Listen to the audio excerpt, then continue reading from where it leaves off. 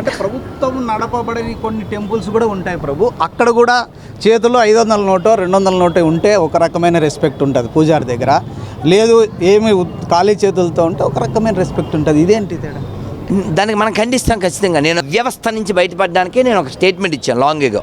దానికోసం స్టిక్కర్లు కూడా మేము ప్రింట్ చేసి మన పివి నరసింహారావు గారి సమాధి ఘాట్ దగ్గర దాన్ని రిలీజ్ చేశాం. లాంగ్ ఒక 6 years ఏమవుతుంది. ఏంటది?